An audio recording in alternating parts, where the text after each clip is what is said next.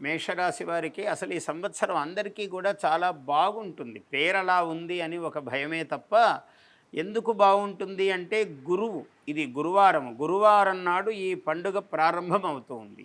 ఏ వారము నాడు ప్రారంభమైతే ఆ దిన అధిపతి, వారాధిపతి సంవత్సరానికి అధిపతి అవుతాడు. ఈరోజు గురువారం కాబట్టి గురువు బృహస్పతి ఈ సంవత్సరానికి అధిపతి కావడం చేత అంటే ఆయన రాజు అయ్యాడు ఈ సంవత్సరానికి. మేషరాశికి అధిపతి కుజుడు, కుజుడికి మిత్రుడు ఈయన. కాబట్టి ఈ మేషరాశికి ఏమిటంటే ఆదాయము 11, వ్యయము 5, రాజపూజ్యము 2, అవమానము 4. కాబట్టి ఆదాయము చాలా బాగుంది, వ్యయము తక్కువ ఉంది. అంటే ఇది కష్టపడేటువంటి రాశి. సహజంగా కుజాధిపత్యం ఉన్న రాశి.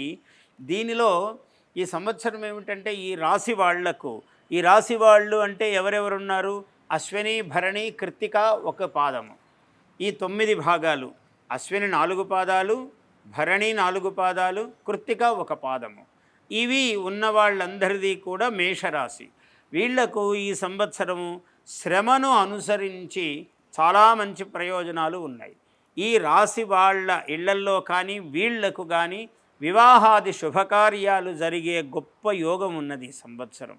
పైగా ఆర్థికాభివృద్ధి చాలా బాగుంది ఈ రాశి వాళ్లకు.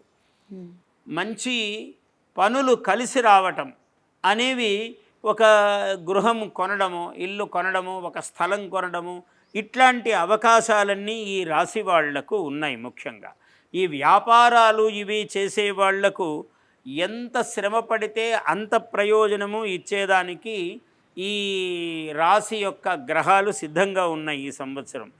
విద్యార్థులకు కొంచెం శ్రమపడే కొద్దీ జాతీయ అంతర్జాతీయ స్థాయిలో కూడా విద్యార్థులకు మంచి ప్రతిభకు గుర్తింపు వచ్చే అవకాశం ఉన్నది ఈ రాశి వాళ్లకు.